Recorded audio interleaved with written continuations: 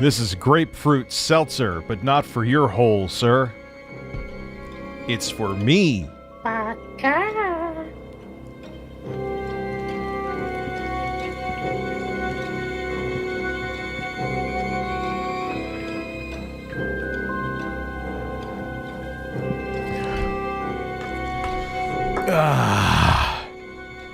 to relax your anus. Try to relax your anus. Skip it up and that up.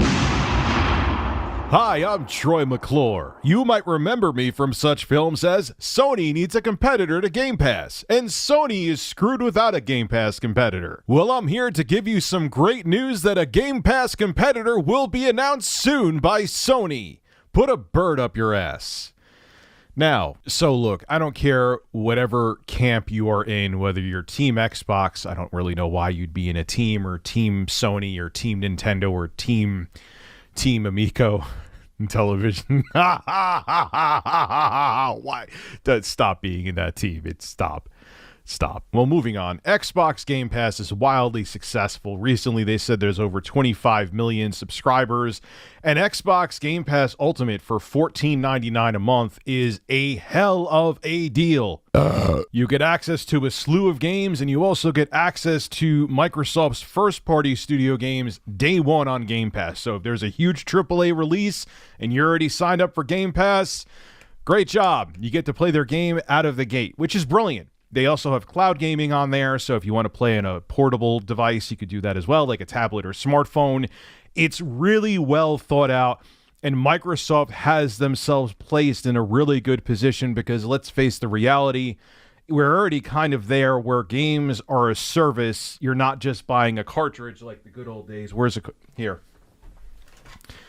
These days are gone. This is a prop for a video that's coming soon, by the way.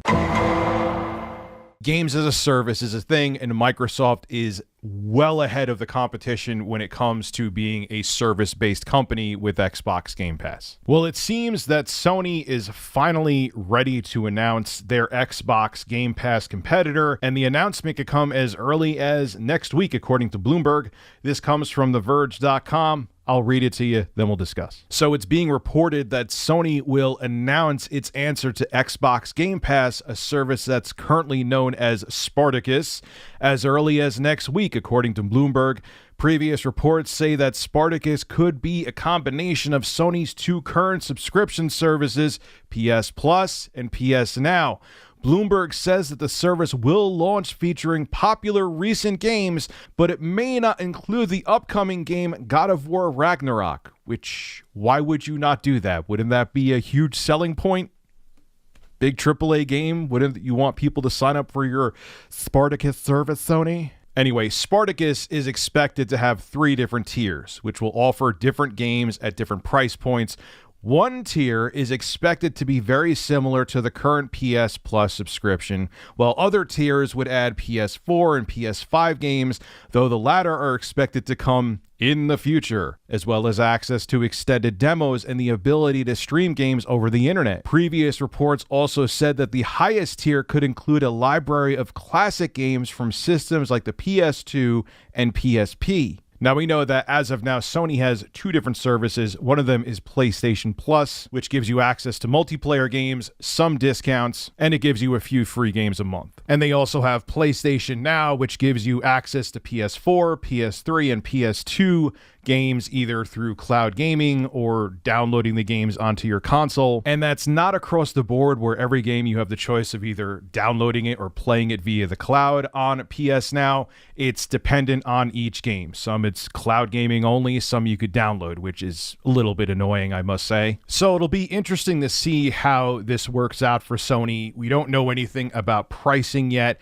What about people that signed up for multiple years, possibly of PlayStation Plus already, and they want to go over to this new Spartacus service? How are they going to migrate over if they already prepaid for years of the service? There's questions, but at least it seems like Sony is finally putting together a competitor to Xbox Game Pass.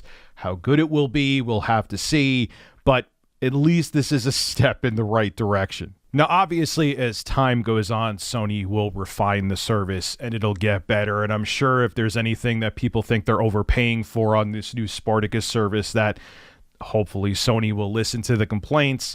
But this is why when Michael Pachter, I have the comic book article in front of me here, where Michael Pachter was on an episode of the Real Deal podcast, and he said that because Sony doesn't have the same like Xbox Game Pass service and same infrastructure set up yet, at least to the level that Microsoft has, that they're going to be doomed in about like 5 to 7 years around that time. And I was like, Mike, it's a little early to call that.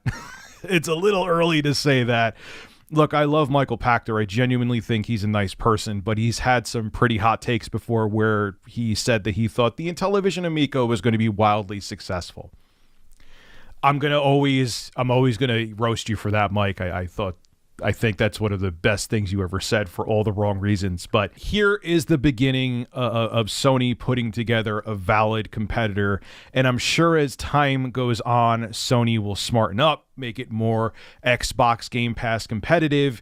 And 5 to 7 years from now, or even sooner, it'll hopefully be on the same level as what Microsoft is doing. Or maybe not, and it'll be a complete flop, and maybe Michael Pachter will be right. But at least they're beginning to form an Xbox Game Pass competitor, and it's a good thing because Sony needs to. Because the days of conventional consoles, it could be we have another 2 generations of consoles. It could be that this is the last generation of conventional consoles. We don't know, but they need to set themselves up to be a service, not just a game console company. And this is a step in the right direction. This is Rich at Review Tech USA signing out. Have a good one.